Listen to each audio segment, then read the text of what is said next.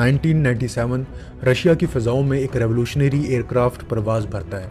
इस एयरक्राफ्ट की ख़ास बात ये थी कि इसके विंग्स उल्टे थे, मतलब दूसरे आम फाइटर जेट्स की तरह इसके स्वेप्ट बैक विंग्स नहीं थे, बल्कि फॉरवर्ड स्वेप्ट विंग्स थे। ऐसा नहीं था कि इस तरह का डिज़ाइन पहली दफ़ा बनाया गया था, बल्कि ये ज़रूर हुआ था कि इस तरह का डिज़ाइन पहली दफ़ा वर्क करने लगा था। रशिया की सुखोई कंपनी इस एयरक्राफ्ट को रशियन फ़ज़ाइया का फ्यूचर तस्वुर कर रही थी, और मोस्ट इम्पोर्टेंट चीज़ ये अपने मद्दे मुकाबिल मिग कंपनी को 5th जनरेशन जेट की दौड़ में बुरी तरह मार देने वाली थी। आज की वीडियो में हम इसी forward swept wing jet Su-47 की कहानी जानेंगे। सो वीडियो इंतहाई दिलचस्प होने वाली है, आपसे गुजारिश है कि इसे एंड तक ज़रूर देखिएगा।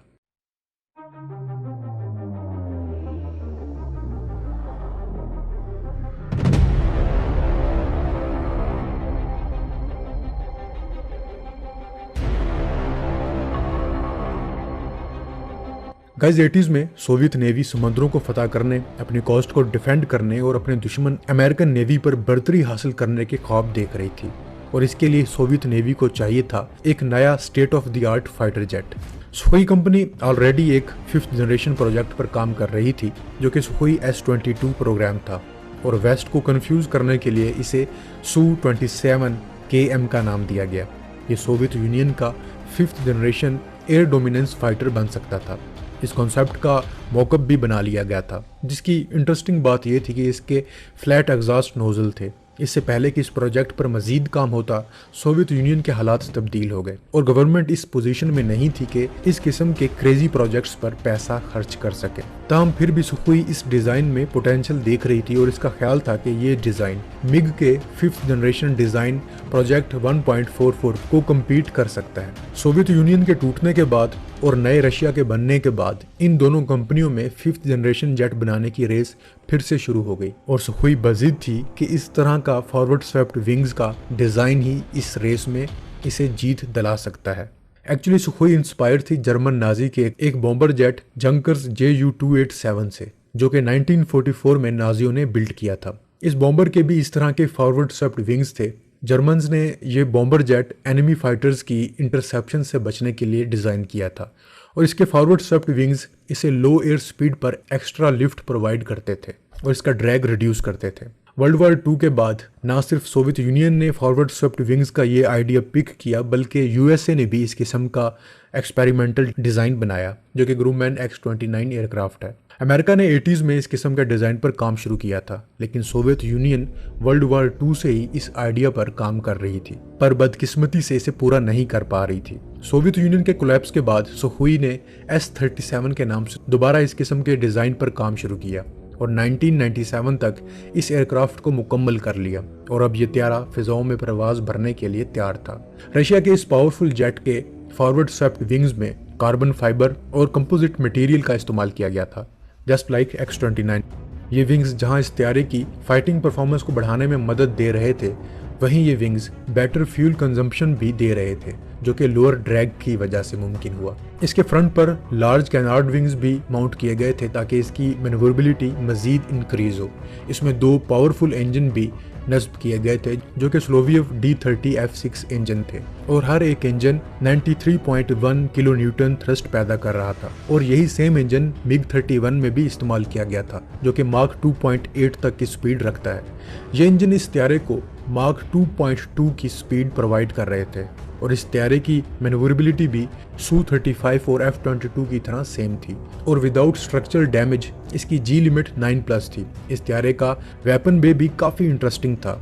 ये F-22, F-35 इवन के इसके सक्सेसर Su-57 की तरह नहीं था। इसका वेपन बे रोटेटिंग लॉन्चर पर मुश्तमिल था, जो कि न्यू R-77 मिसाइल से लैस था, बिल्कुल वैसे ही जैसे बॉम्बर्स क्रूज मिसाइल कैरी करते हैं, लाइक B-52।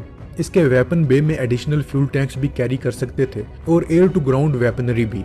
इसके विंग्स पर 2 हार्ड पॉइंट्स भी थे, और इसके अलावा 30 मिलीमीटर की कैनन भी मौजूद थी। इसके एयर डक्ट्स एस शेप्ड में थे, जो कि इसका रेडार सिग्नेचर डिक्रीज कर रहे थे। अगरचे हम इसे F-22 की तरह स्टेल्थी नहीं कह सकते, लेकिन 4th जनरेशन जेट्स के मुकाबले में इसका RCS काफ़ी कम था। इसकी प्रोडक्शन कॉस्ट को कम करने के लिए इसमें कुछ पार्ट्स दूसरे फाइटर जेट से लिए गए थे, जैसे कि इसका लैंडिंग गियर Su-27 फैमिली से लिया गया था। सो 1997 में ये इनक्रेडिबल मशीन अपनी पहली कामयाब परवाज़ भरती है। लेकिन सवाल ये पैदा होता है कि ये मशीन अगर इतनी ही अच्छी थी तो रशिया इसे यूज़ क्यों नहीं करता। तो जवाब ये है कि सखुई ने इस तैयारे को प्रोडक्शन के इरादे से बनाया ही नहीं था। ये एक एक्सपेरिमेंटल एयरक्राफ्ट था जो आने वाले वक्त में सखुई के 5th जनरेशन फाइटर जेट के लिए रास्ते खोलने वाला था। ये जेट पहली दफ़ा 1999 में मैक्स एयर शो में पब्लिक किया गया। सन 2000 तक इसके सुपरसोनिक टेस्ट कंप्लीट किए गए और इस जहाज़ को टेस्ट बेड बनाया गया जिस पर न्यू एज फाइटर जेट्स की तमाम नई टेक्नोलॉजीज टेस्ट की गई। इन टेस्ट में इसकी स्पीड मार्क 1.6 तक रही, लेकिन कुछ सोर्सेज का मानना है कि ये मार्क 2 तक भी गई।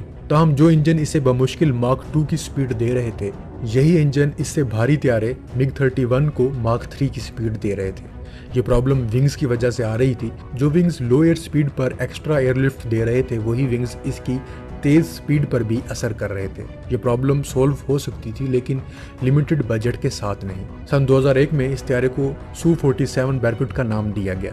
2002 तक इस तैयारे पर 150 टेस्ट फ्लाइट्स मुकम्मल कर ली गई थी, जिसमें काफ़ी अहम टास्क कंप्लीट किए गए थे और जो डाटा सुखोई को चाहिए था वो इकट्ठा कर लिया गया था। दूसरी तरफ इसके मद्दे मुकाबिल MiG-144 प्रोजेक्ट MFI और LFI प्रोग्राम के साथ कैंसिल हो चुका था और गवर्नमेंट ने डिसाइड किया था कि नया प्रोग्राम शुरू किया जाए जिसे पाकफा का नाम दिया गया, जिसके लिए सुखोई को चूज़ किया गया था क्योंकि Su-27 सुखोई की कामयाब डेवलपमेंट थी जिसने गवर्नमेंट को कायल किया।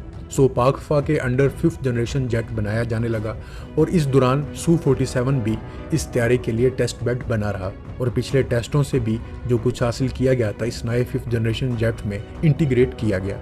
Su-47 पर रेडार टेक्नोलॉजी और एवियोनिक्स वगैरह भी टेस्ट किए जाते रहे और आखिरकार पाकफा प्रोजेक्ट के अंडर रशिया ने अपना पहला 5th जनरेशन जेट Su-57 बना लिया और इसे सीरियल प्रोडक्शन में शामिल कर लिया। और ये Su-47 तैयारा ही था जिसकी वजह से ये मुमकिन हो पाया कि रशिया अपना पहला कामयाब 5th जनरेशन जेट बना पाया। लेजेंडरी Su-47 को 2009 में दोबारा पब्लिक में डिस्प्ले किया गया। अमेरिका की तरह रशिया ने भी ये सबक सीखा कि तैयारे के पर उल्टे कर देने से इसकी जहां ड्रैग रिड्यूस होती है और लो एयर स्पीड पर मोर लिफ्ट मिलती है, वहीं ये अनस्टेबल भी रहता है और इसकी स्पीड पर भी असर पड़ता है। तो इसके बाद ना ही रशिया ने और ना ही अमेरिका ने इस तरह के डिज़ाइन पर काम किया। तो इंशाल्लाह हम नेक्स्ट Su-57 पर भी वीडियो बनाएंगे। उम्मीद है आपको ये छोटी सी वीडियो पसंद आई होगी। अगर आपको ये वीडियो पसंद आई है तो अपने दोस्तों के साथ ज़रूर शेयर कीजिएगा और कमेंट सेक्शन में अपनी राय का इज़हार भी ज़रूर कीजिएगा। मैं मिलता हूँ एक नई वीडियो के साथ। अल्लाह हाफिज़।